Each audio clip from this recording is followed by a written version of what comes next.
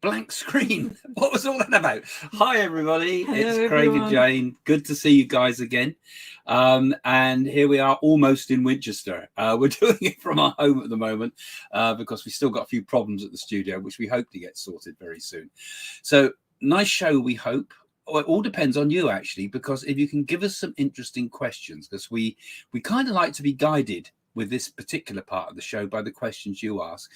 Most of the prediction stuff is usually done on Coffee with Craig or Jane's channel, or if we do a specific one. These are more about, how would you say, Jane, more about sort of general questions about clairvoyance, about the psychic world, about anything you want to ask. And how interesting you find the psychic world. And have you had a supernatural experience, or have you, as I said on my other channel, had hauntings? But anyway, first and foremost, so there's some ideas. So first and foremost, I was going to say hello to people. Oh, let's have a look who we've got here, Jane. You have a chat with who we got on. Sheila. I'm doing the controls today, guys, again. Good evening, Craig and Jane from New Delhi, India. Good to see Jane back. Her YouTube videos being pieced through these troubled times. Thank you, Sheila.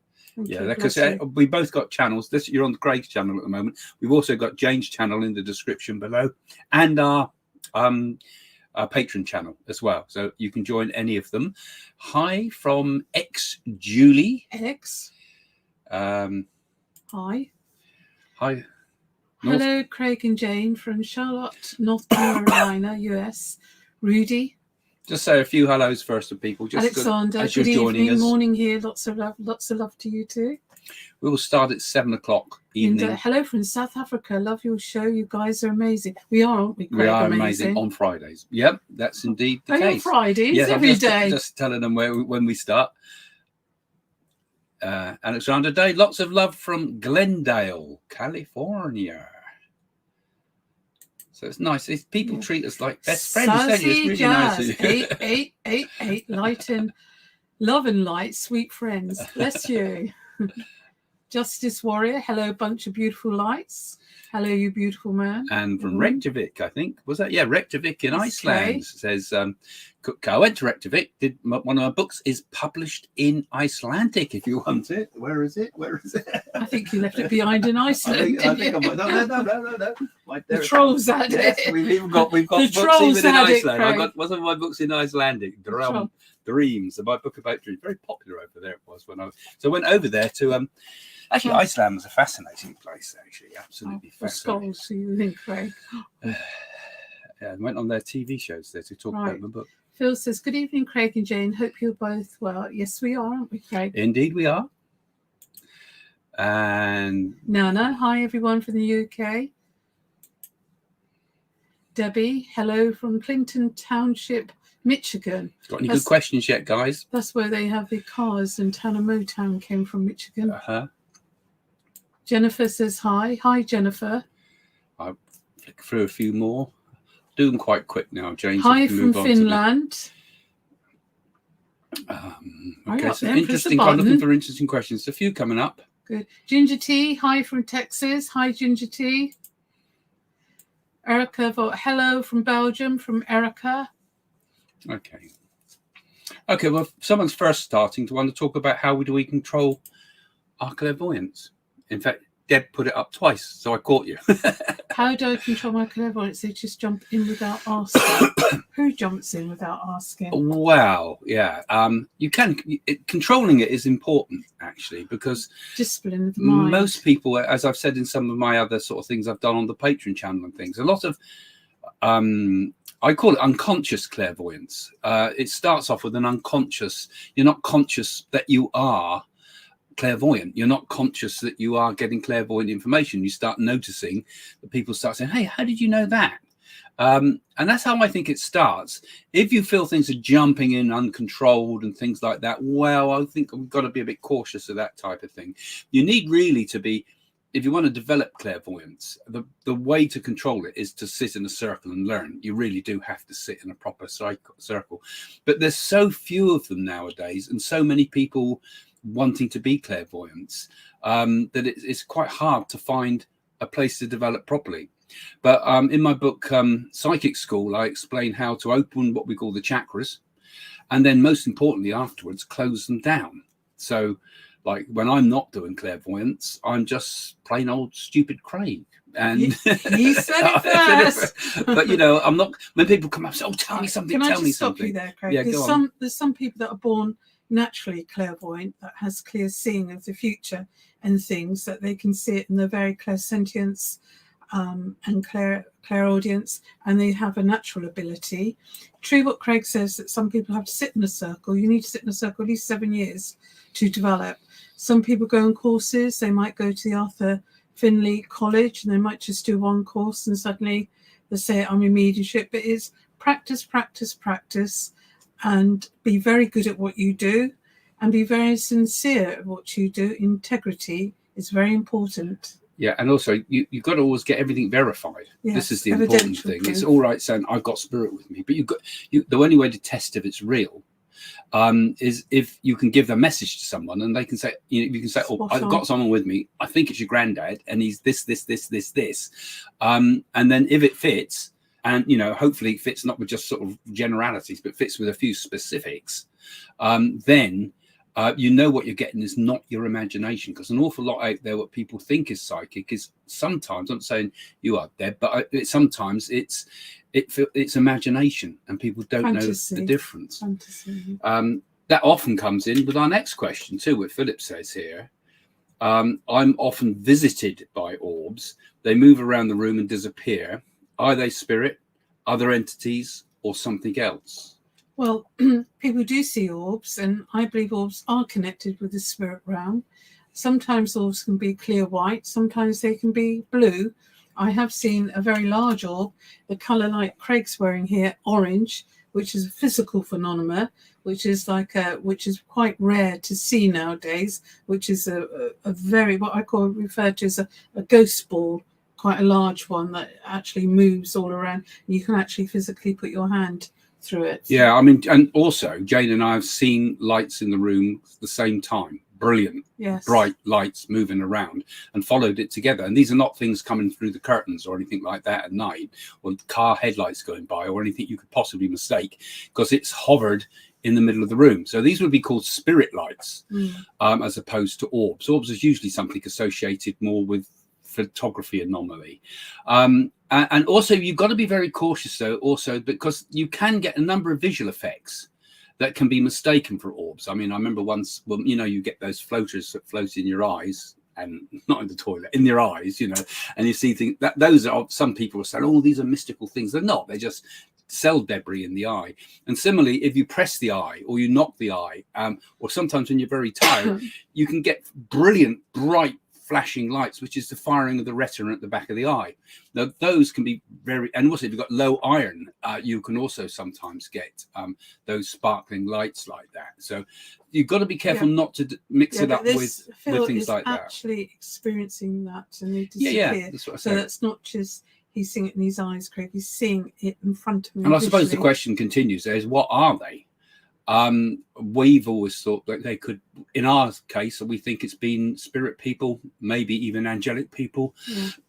I mean, angelic people are spirit people, basically. What's the difference? And yes, I think sometimes they do manifest. And certainly when we've done things like circles, particularly in a darkened circle, sometimes you get lights flashing around in the circle and everybody in the room sees it. That boat. Yeah, and we've seen it when you, like your little video you did, didn't you? Recently about that.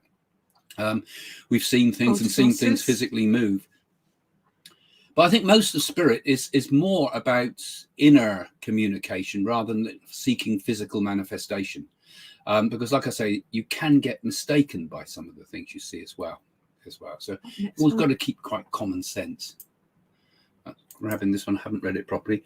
I've had many experiences, but the common ones I have is when suddenly someone comes to my mind, and a day or so later, I suddenly bump into them and even thought it might be 20 years, etc., since I've seen them. Well, that's telepathic, isn't it? It's like when you think of somebody, it's like sometimes people think of somebody and suddenly the phone rings, or they just might think of somebody. I haven't seen so-and-so, and they're going shopping, and hey-ho, they bump to them around the corner.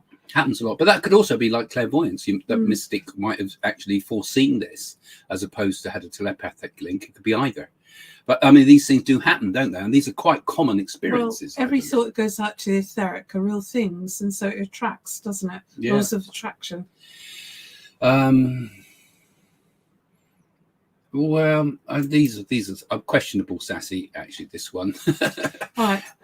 Can you tell me the pain in my right shoulder blade is from being physically attacked? Is it a sharp burning? It is a sharp burning, and none of the doctors can tell me what it is. I don't think you can assume at all that that's a spirit thing, is what you're implying there. I think you first and foremost have to find, is this a physical problem? And you know, spirit don't sort of force themselves on us normally. You know, I mean, the spirit world is a gentle blending of thought, powered by that power of love that makes the connection between the two worlds possible. You know, all these kind of spectacular things of people being possessed or hurt or bruised, or all the paranormal states type of movies and things, they're all fantasy stuff. Most of what spirit's about is just two minds communicating between the two worlds, and the spirit person being able to give you information that you can then pass on to the other person. And by getting really verifiable evidential facts, and that's the key to it all. For all of this, you must get evidence. If you can get a lot of good, strong evidence, then what we're doing is proving that life goes on. But without that proof, well, all these sensations and things can't be explained. They could just be part of our imaginations, you know. But if we can get proof, you know, and something like that, if you're getting things like that, it may be if a medium actually gives, if you get a message from a medium about it, maybe some of the mediums could, maybe they can explain it. But I think we can't assume, can we, that things are always paranormal. There's a rule called, I'm going to find another one.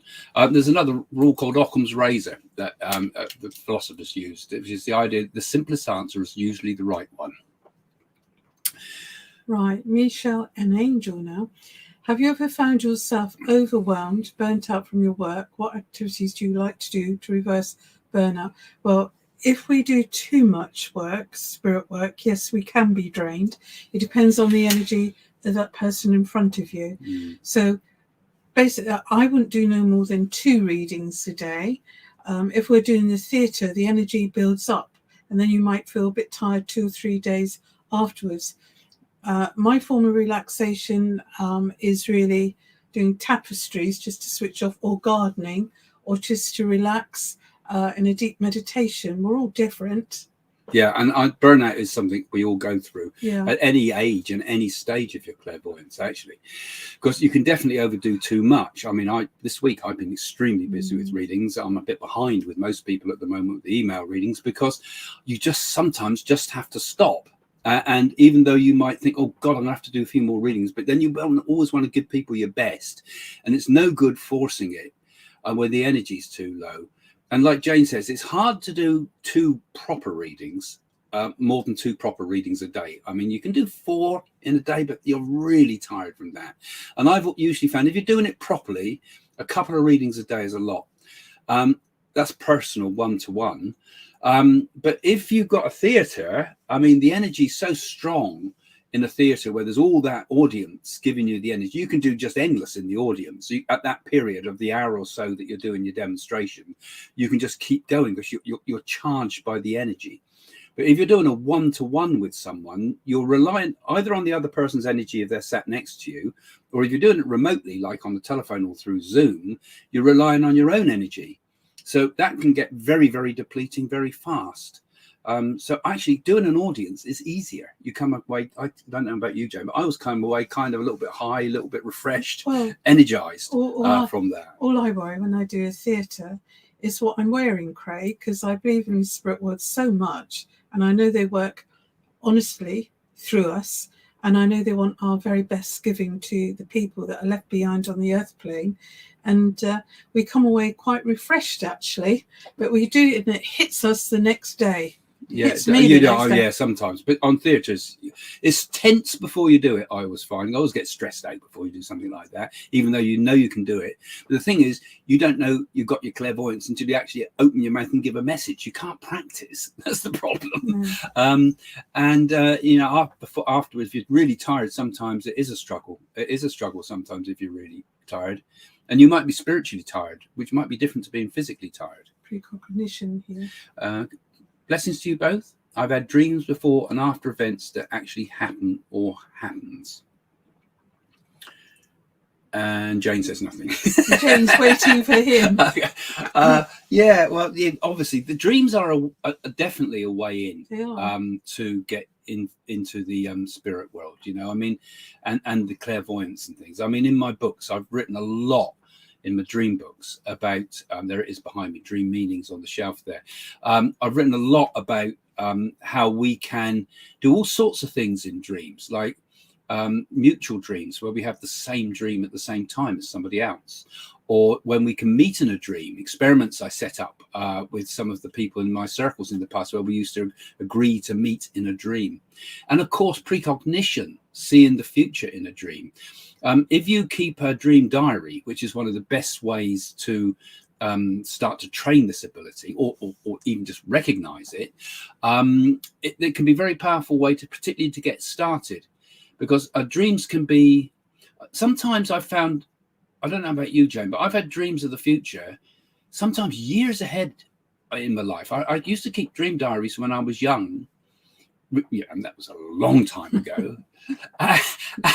And when I looked them up again and found some of them some while back and looked through, I thought, blimey, the things that are said in here, these are things that actually kind of happened, but I couldn't have understood it at the time because it was cloaked in kind of symbolism. But yeah, dreams can be incredible for precognition. So Geraldine, yeah, keep at it, because I think that's a great way to work on it. I remember going right back, I suppose, in the 80s. I dreamt about AIDS before it even happened, and bodies in black like bin liners, body bags, and that happened. Yeah. I dreamed of what I thought afterwards was 9/11, because just before I dreamed of being in an aeroplane training in Kissimere, and actually that's where the pilots trained for it, which was weird, because you know the only connection I had with Kissimere, because I knew it was Kissimere because I knew some of the people that had trained there in the past. That dream came out of the blue. So we get all sorts of stuff. Alexander says, I sat in a circle with my parents for years as a child, both mediums, yet I've always been nervous myself to be a medium. Could it be dangerous? It won't be dangerous, because your spirit guides, your doorkeepers or helpers will protect you. It's when people start doubling with Ouija boards and start doing drugs and tablets and alcohol and that, it gets a bit out of hand. So you really got to have a control, what I call it a medium, a control that guides you, then helps you. And I'm sure, you know, you want to do a right thing, because people are frightened what's coming from portals all the time, aren't they? Well, people have all sorts of strange fantasies and fears. I mean, we've done it for years and I never feel unsafe with it. I think when you first start, though, yeah, I have to admit, when I first started, I was a bit nervous, because you start thinking that spirits around you all the time. Are they following me into the toilet or to the bathroom? Or are they, if I'm very tired, could something ever hurt me or harm me, or something negative be out there? But actually, you learn that you are perfectly safe if you're doing mediumship with a good heart. I mean, if you start getting into all sorts of weird satanic stuff and things like that, well, you will attract bad stuff. Of course you will. But most general mediumship is safe. Yeah. I mean, it's only people talking to us from the spirit world. It's the living you've got to worry about, Alexander, and not actually, loved ones on the other side. She had a good start, didn't she, really, Jane? I mean, if your parents have helped you, that's very unusual if you've got two parents that are interested in the topic. That's dedication, isn't it? And service. Should follow it forward. You always ask, you've come on a lot of times, you've always asked us really seriously interesting questions. Have no fear, let it go. You want to develop have none attachment to fear. I'm planning. I mean, I do a few. I've got some mediumistic kind of circle type things going online at the moment on Zoom, which you can, if you're a patron, you can join those. They're very inexpensive, because they're just for our Zoom patrons, people that help with the charitable side of our work. So I help out there. I'm going to be doing some more of those. I put one up recently, but I'm also going to do some proper, more in-depth workshops for people that want to join me on Zoom later. So watch our website for that. But you know, those that are interested, you only need to become a patron. Look at the right tier for it, though. You can join me. I've also bought some props for our seance room for the film studio, because people are buying all Halloween stuff, and I've got some really good Well, things. we don't need any props at the moment. We just need to get it all working. Yeah, but no, we'll worry about those those when we start getting the sets together. Good things. Yeah. What's this one talking about here? Do you think the photos of people who travelled into the future are photoshopped? Is time travel real? Yeah, probably. I mean, there's a lot of stuff that I think Vera's talking about here. There's lots of things about the idea of spotting old-fashioned photographs that appear to show people holding mobile phones. So you might see some, Victorian photograph, and it appears that the person has mobile phones. So from ones I've seen, they've either been photoshopped or they're misunderstanding, reading something that's not there. You know, they might be holding something else, and we read it as a mobile phone. And there's a lot of fads, I think, with this type of thing, particularly because of the internet. Everybody wants clickbait. And and things Instant like this, answers. yeah, and they want everything's got to be wow, it's all wow, isn't it? And next thing, wow, and so the problem is we're victims to the whole orb thing with photographs is a lot like that too. There we go. Read it out, Jang. I'm looking for the next one. Okay. Pam. I always get embarrassed when I mention something newsworthy, not realising it's happened yet. Then I get a question from a friend. How did you know? I actually didn't even realise it myself. Well, you could be picking it up naturally, get an inner feeling. You can keep talking. The camera jumps then, but you're still... How the hell that happened, I don't know. Oh, you got your finger on the button. You can hear us now. You should be able to hear us. So 45 minutes, me talking and people not hear us. Yes. And we've been talking for 40 minutes about everything under the sun. And we're coming to the end of the show. We've got a quarter of an hour left. Thanks for those of you that stuck with it. Oh, God, what a nuisance that was. And, of course, it'll be up there with a great big gap in it for people of the future. Oh, what a shame. I was going slowly down the list, picking up all the things, and all you could hear was us yapping away with no sound. I don't know how that on earth that happened. How did that? Or maybe it muted when we had that problem with the camera turning itself on and off. That's what happened. Well, that's scammer. That's what happened. Scammer. I don't think I can go back through them all, guys. You can put them up again. No, you can't. And we can have a go again from this point on. Yeah, we'll just put your questions up now. If you've put something up and you missed it, I should be able to catch it. So sorry about that. God, look at that. We've been talking away. I mean, I always think this. The world never hears me. I always miss it. Yeah.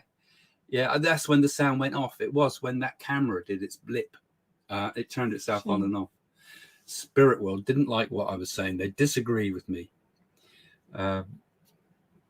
Yeah, indeed it is, guys. It really is a pain sometimes. We've had, sound is one of the worst things when it comes to this type of work. Because like in that case, we didn't. Okay, I don't think we got any of those questions coming up again. Just get new ones. Craig. Yeah, if only. Okay. Oh, that was the one you said about. Okay. Saw Black Shadow running up the stairs. My daughter says, this is a warning. We were talking about that. Probably not, actually, Julie. No, it's not. We were saying that often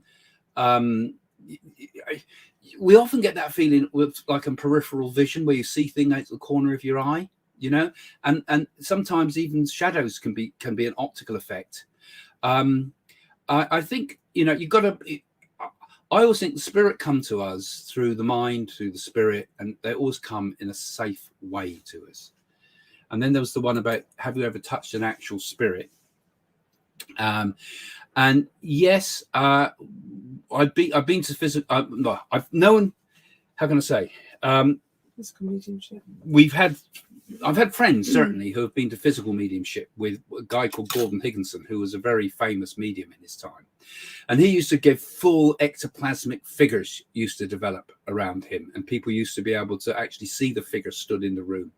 And when you touch them, it's not like a human touch, my friend said. It was a colder feel. It was like a cold feel. It wasn't like you were touching a human being. And these figures would build in the room. Her own mother, in this case, appeared in the room, and then disappeared just into puff. And she finished. And she says, when I've seen that, I've seen my own mother stood there. There is no way, she said, that I would ever doubt the reality of physical mediumship. Now, I know that there's been a lot of fake stuff in as well through the history of spiritualism. I'm sure there has, but I mean but I haven't actually physically touched an actual spirit. And if you had that same feeling, Debbie, I think it's fantastic, because I'm sure the spirit world do get their opportunity sometimes to manifest in full physical form. So that was very unusual for you to see that, and a wonderful experience that I'm glad you were able to share with us. I've had several occasions over the past 30 plus years where I can be told of the passing of friends and family, which have been true. Is this a gift? How can I develop it? Jane? I know, I've got to read it because you keep talking so much. Well,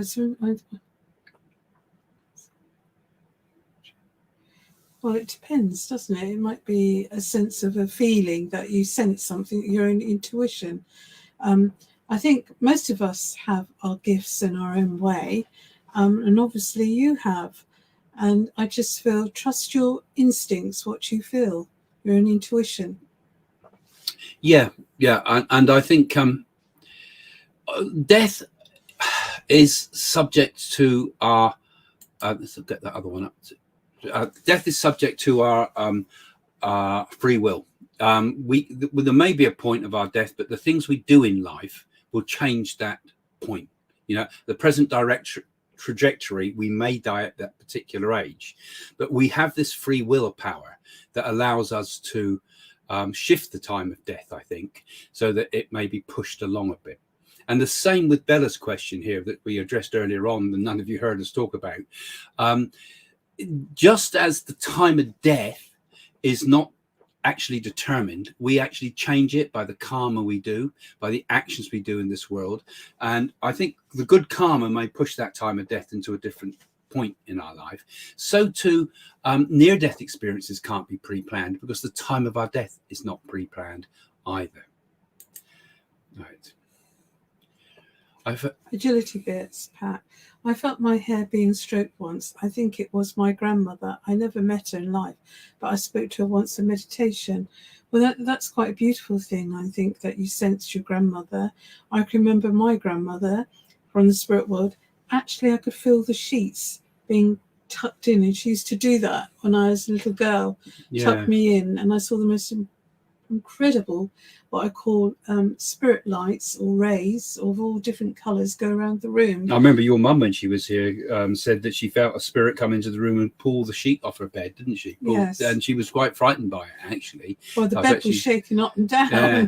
And so people do get sometimes very unusual, strong phenomena. And when you share it at places like this, you know, it makes you think, doesn't it? It makes you think what the capability. That's nice that you spoke to her in a meditation too. In Beaulieu Abbey, me and the grandkids heard ghost dogs, and I talked to a monk that looked solid. The guide said that no monks have been around for years.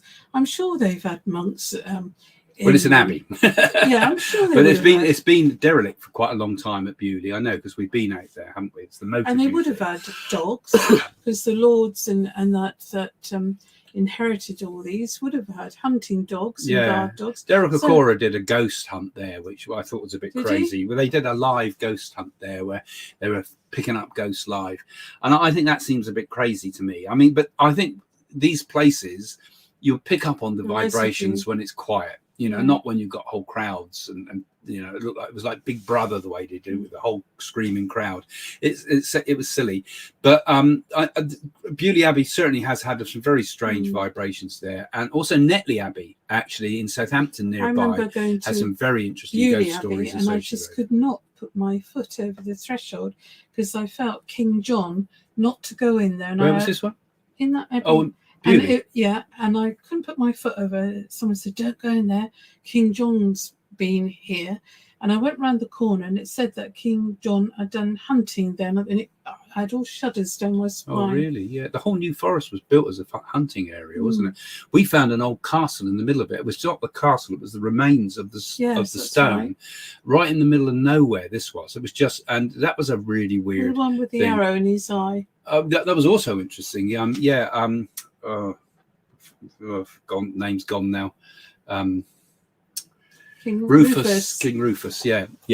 And what was the guy that fired the arrow that to run? I've forgotten his name now. Anyway, he died, but he got in trouble about it. Walter Tyrrell. That's it. Brilliant.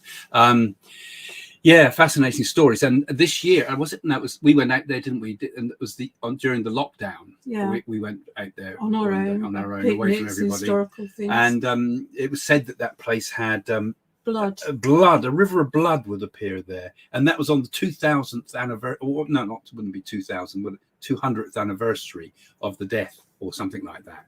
And it was strange because there was all those really weird trees, and they seemed to as if they were talking to us. It's like somebody tripping. It did have a pretty eerie feel, didn't it? When there was no cars, you could hear like empty, a horse. and you could hear no horses around. Yeah, it was, and I think the New Forest actually, because it's one of the few preserved natural forests in England, does have certain energies to it, doesn't it? Yeah. Okay. You can do that one. I'll just look for some more. Well, this is nice. What's happening? I've got to put the glass on. It's awful.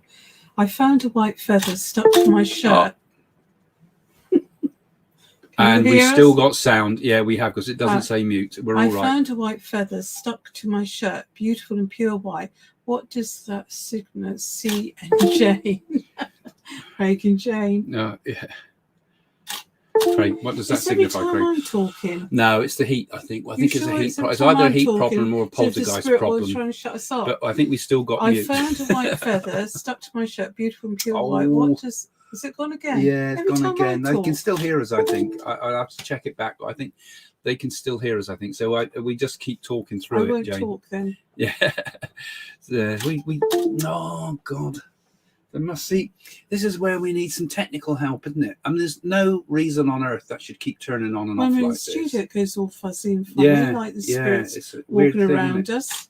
And it's coming back on again. And next time it'll probably come on, we'll lose all the sound.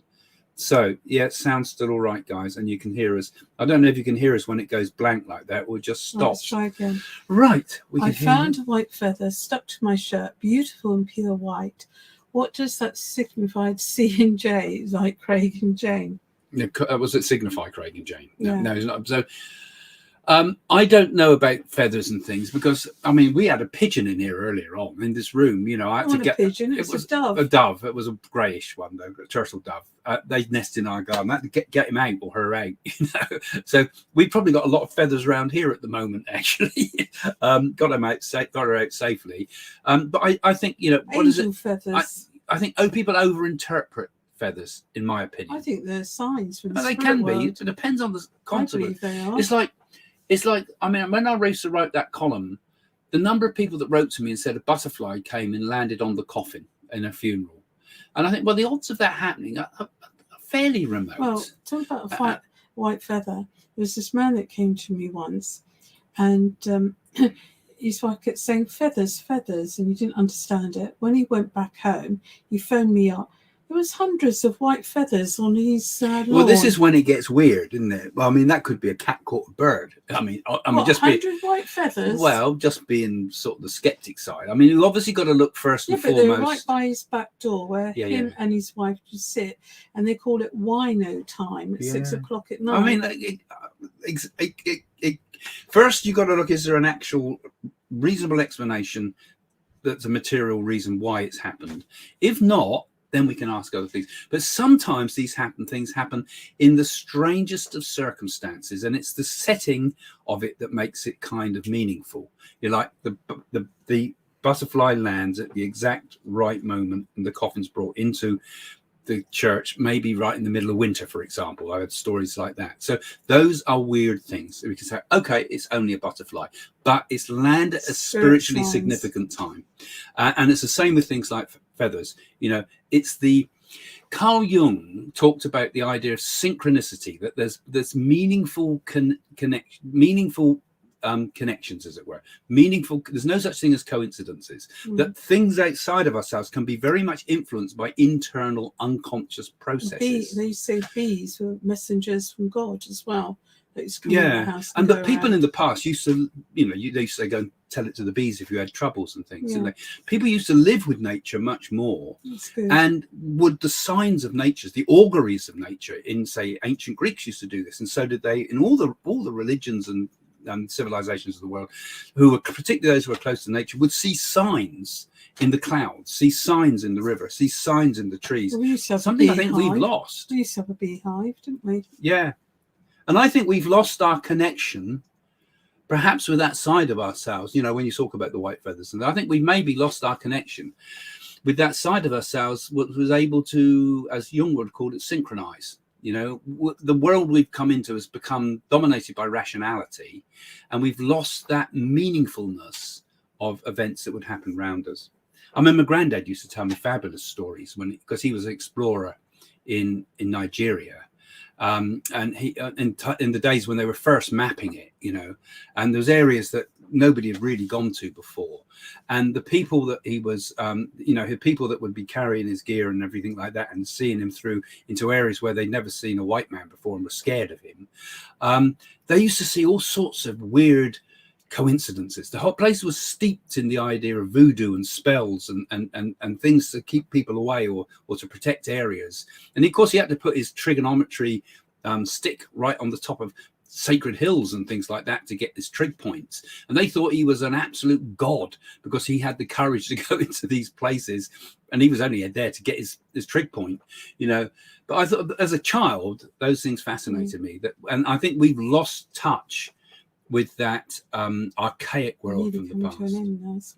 Yeah, we are right at the end now. I just took one more pick up on the synchronicity. Synchronicities are totally real. The way they happen. I have it around number 9, as I mentioned before. Yeah.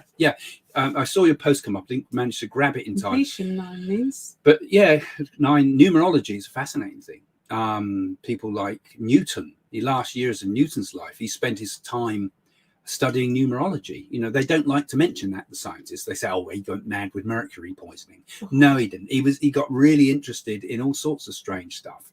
And indeed, a lot of the early scientists were very, very interested in these strange synchronicities. I mean, chemistry came out of alchemy, which was more of a spiritual science. It was more about transformation of the soul. Again, another one that Carl Jung explored. So, we have all sorts of fascinating things. But we're going to have to be saying goodbye to you guys now, right? But Gary, a last little advert. If you're interested in our show, first of all, follow us. Even if you're good followers, because you followed us even through the bits with no sound. But also, don't forget, if you can become a patron, in the description below, it really does help us to get the whole thing together, to get our kit together. I know you've had a lot of people have been helping us, but we could really do with also some technical help. If anybody out there can help us with some of the technical stuff and is close enough to Winchester to be able to come in on a Friday evening, it would be fantastic, or any time, just to help us get it sorted out. Although we have tried, think we found some people. We hope to be back in the studio in due course. But meanwhile, let's just say thank you to you all. Don't forget, become a patron, support our site as well. Go and have a look at psychics.co.uk and find out all about our other work and what we're trying to do. YouTube. And what did you want to mention, Jane? Mention what you want to. Come on my YouTube, Psychic Medium Craig, Psychic Medium Jane Hamilton Parker, and I will get back to you and give you replies. Okay. I'm going to try to find the end. Yeah. You see, it's easy when someone's got helping me here, and keep talking, Jane. What can I say? What can I say? Keep talking. That hasn't been said before. Well, thank you very much for watching us this evening. We really do enjoy answering some of your questions. Sorry I can't answer everybody's question. She's waffling. No, I'm not. But we do enjoy you coming on here, and we enjoy connecting with you. And thank you so much to the patrons that have donated to us, so we are able to do this. You can stop waffling now, Jane. No. I found the button to click. Thank you from the heart, and God bless you all. And I'm going to say goodbye. Thanks for joining us. See you soon. Hopefully a less problematic show next time. Bye.